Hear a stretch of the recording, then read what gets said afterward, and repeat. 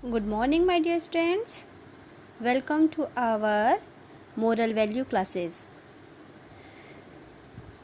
Everyone, open your book. The name of the book is Brick by Brick from class 8.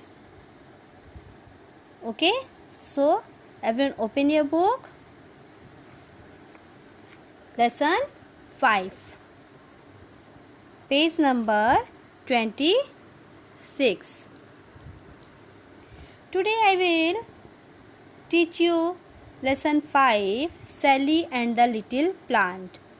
शैली और छोटा पौधा. शैली और छोटे पौधे के बारे में आज मैं आपको पढ़ाऊंगी. Okay, so everyone ready? Let's start. Are you very shy? क्या आप बहुत शर्मीले हैं? और do you have a particular subject that is challenging for you? क्या आपके लिए कोई एक पर्टिकुलर सब्जेक्ट चुनौतीपूर्ण है? और do you want to excel in a particular sport but don't know how? क्या आप किसी एक पर्टिकुलर स्पोर्ट में, किसी एक विशेष खेल में अच्छा बनना चाहते हैं, अच्छा करना चाहते हैं, या लेकिन यू डोंट नो हाउ, लेकिन आप नहीं जानते कि कैसे? Life is full of daily challenges.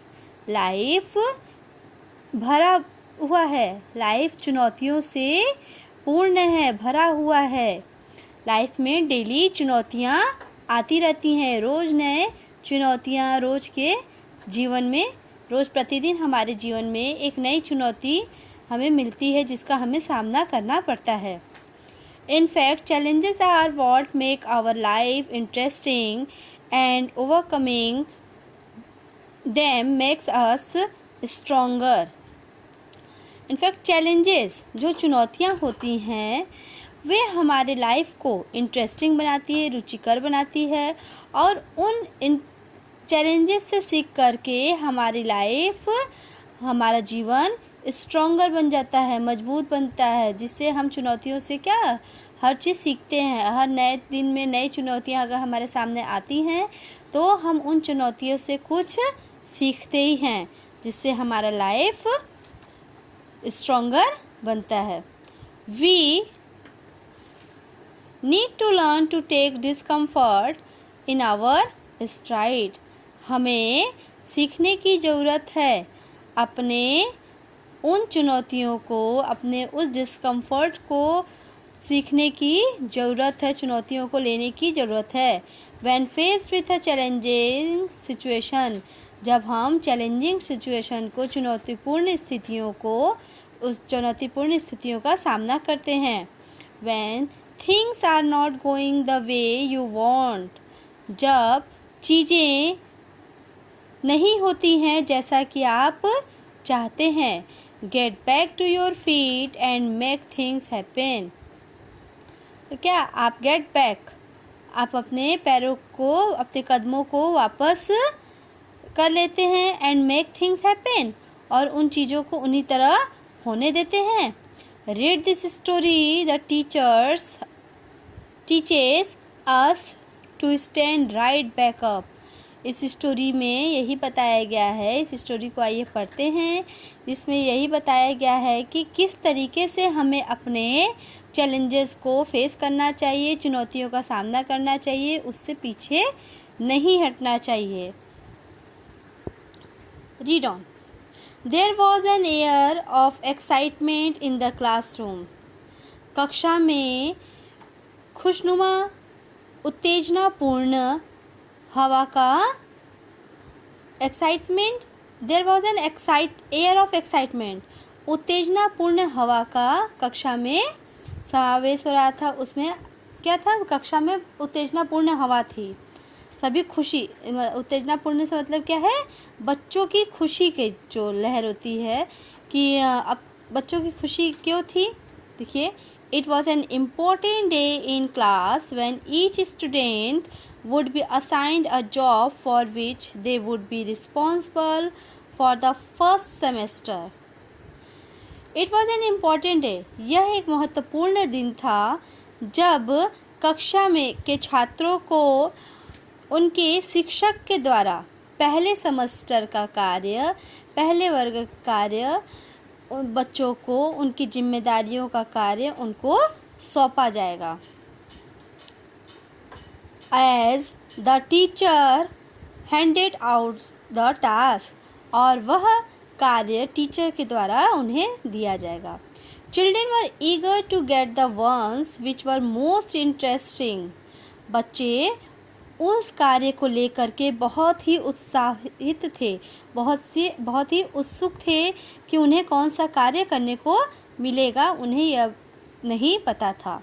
Each students got a different responsibility look after the black board, और हर स्टूडेंट्स को, प्रत्येक छात्र को अलग अलग जिम्मेदारियां दी जाएंगी।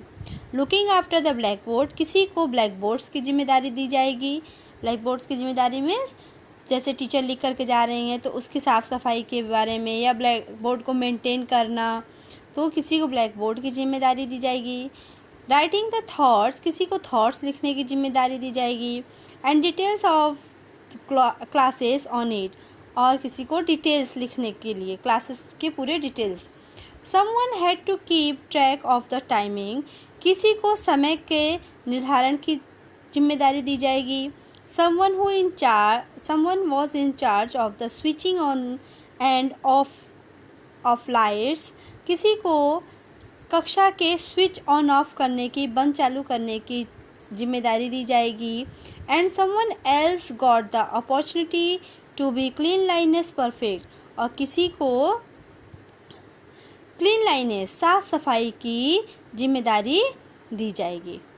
शैली too look forward to being given a responsibility, Shelly भी अपने आगे किए जाने के लिए तत्पर थी। वह भी सोच रही थी कि मुझे कौन सा कार्य मिलेगा, वह भी उस अपने नंबर के आने के लिए तत्पर थी और सोच रही थी कि अब उसे क्या कार्य मिलेगा। She would love to discharge, और उसे निर्वहन करना पसंद था, और वह सोच रही थी कि अब उसे जो कार्य मिलेगा वह उसे करना पसंद करेगी, क्योंकि अब बहुत सारे काम सबको बांट दिए गए थे। शी लव्ड रीडिंग, उसे पढ़ना बहुत पसंद था। So looking after the classes cupboard of books was something she would like to do, इसलिए वह देख रही थी, मतलब कक्षा के बाद कबर्ड की जो अलमारी होती है, कबर्ड मीन्स अलमारियों को, कबर्ड ऑफ बुक्स, किताबों की अलमारियों को ठीक से रखना, उसकी साफ़ सफाई, बुक्स को अच्छे से रखना, उसकी जिम्मेदारी को लेना चाह रही थी। बट देन, लेकिन फिर, came the big surprise, she received a job. Came the big surprise, लेकिन फिर उसको एक बड़ा सरप्राइज मिला। She received a job that left her disappointed, उसे वह जॉब मिला, वह कार्य मिला जिसे वह लेकर डिसअपॉइंट, निराश हो गई। She had to take care of the single plant the class had, उसे एक ऐसे सिंगल प्लांट्स की देखभाल करना था जो कक्षा में रखी गई थी। देखिए यह है सिंगल प्लांट, इस प्लांट की शैली को देखभाल करने का कार्य सौंपा गया था। It was a small plant in a round glass jar, वह एक स्मॉल प्लांट था जो एक गोल राउंड शीशे के ग्लास में, शीशे के जार में रखी गई थी। Rooted in the mud inside it, और उसकी जड़ के, और उसके अंदर, उस ग्लास के अंदर मिट्टी भरी हुई थी, मिट्टी के अंदर पौधे को लगाया गया था। It was always stood on the window shield, और वह हमेशा खिड़की के पास ही रखा हुआ रहता था। Many of Sally's friends sympathized with her and told her that she had been given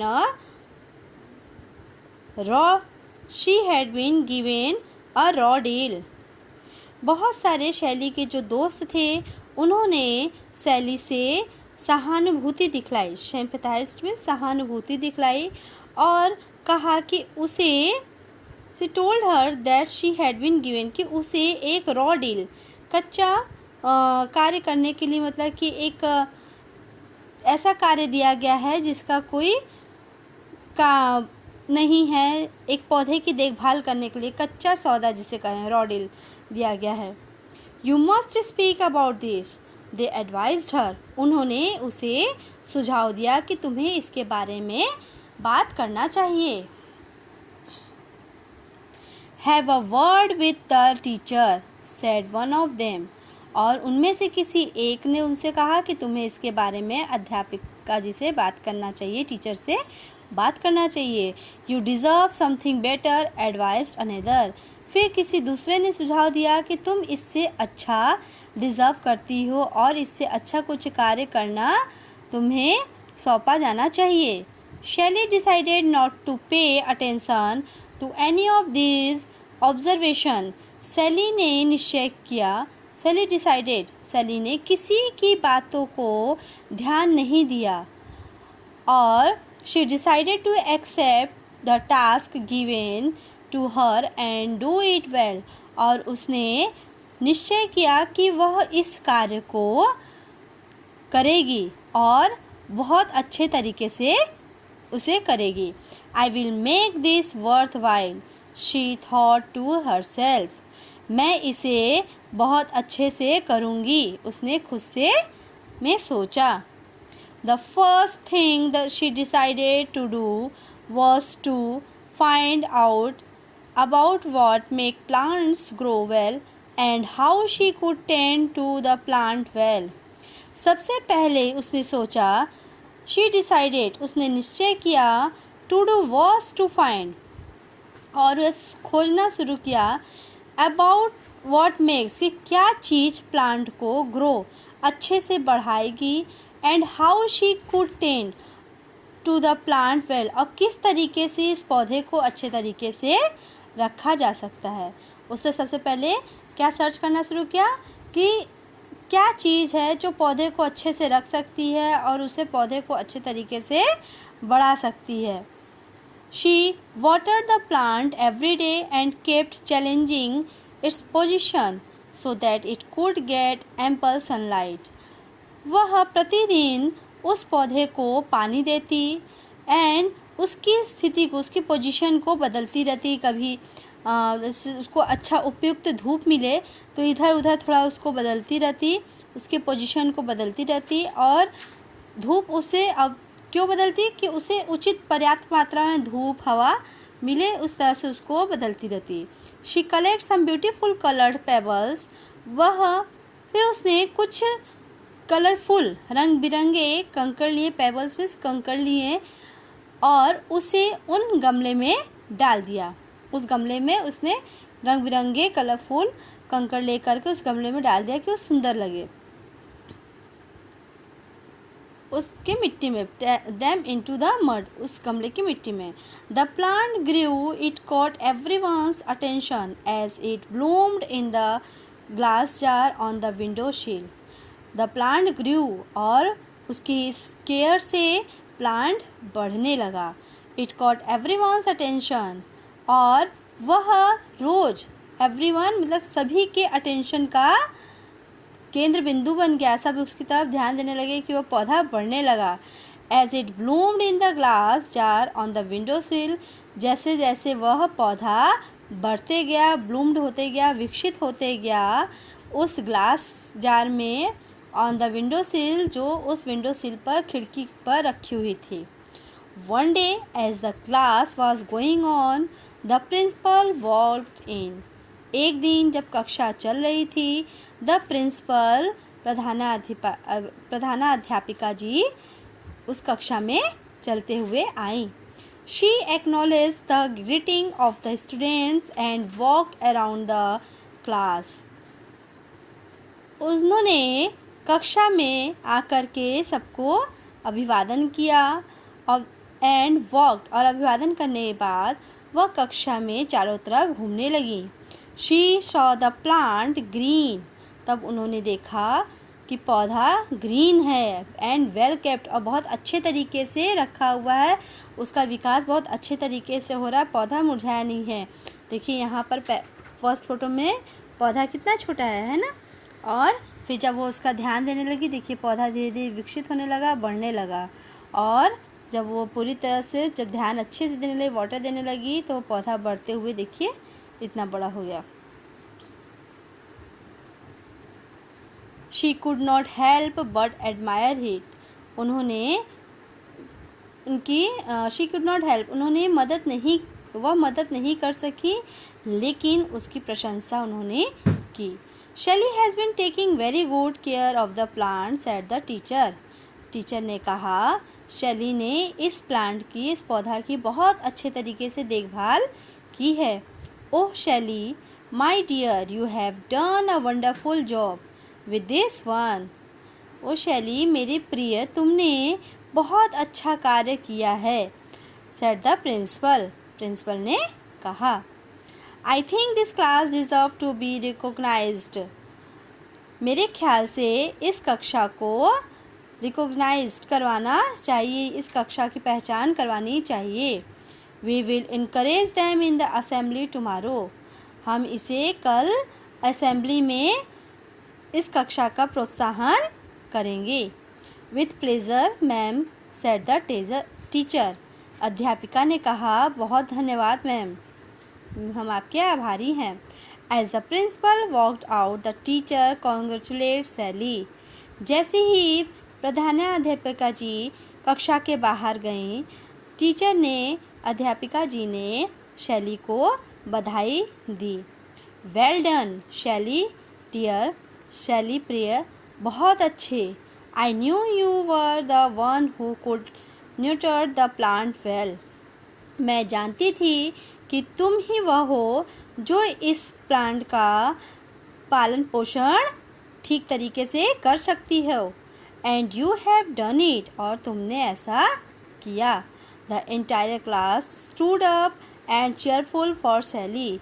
और तब पूरी कक्षा के बच्चे खड़े हो गए और शैली का चीयरअप किया, प्रोत्साहन किया, इट मीन्स क्लैपिंग किया। Shelly thoughts about the promise she had made to herself. Shelly ने उस प्रॉमिस के बारे में सोचा जो उसने अपने आप से किया था। She had taken up the challenge of what seemed a task no one wanted. उसने उस चैलेंज को लिया था, उस चुनौती को लिया था जो कोई भी नहीं लेना चाहता था। आई will make this worth while. मैंने इसे उपयोगी बनाया, इसे अच्छा बनाया। And she had, worth while लाभप्रद भी होता है। And she had done just that, और मैंने ऐसा किया। It is completed. I hope you all are understood this moral. इस स्टोरी में यही था कि हमारे जीवन में प्रतिदिन एक चुनौतियों का सामना हमें करना पड़ता है, और हमें हमेशा उस चुनौती के लिए तत्पर रहना चाहिए।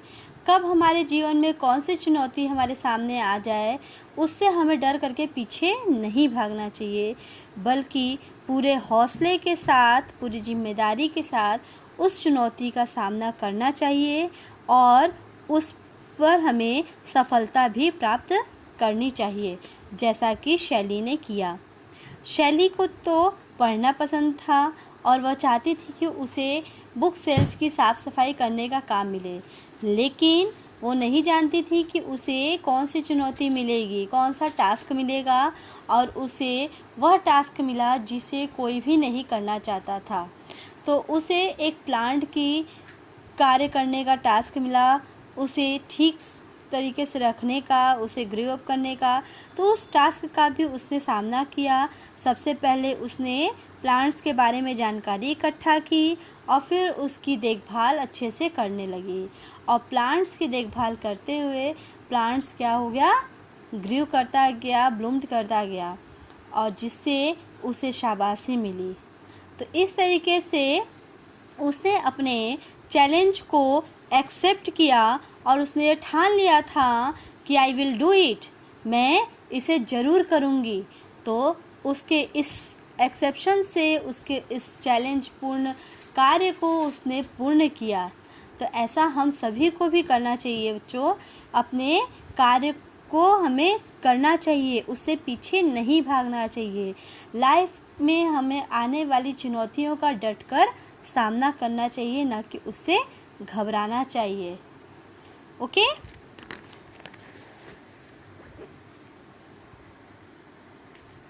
I hope you all are understood this. So read this chapter once again carefully and watch this video carefully. Take care. Bye bye.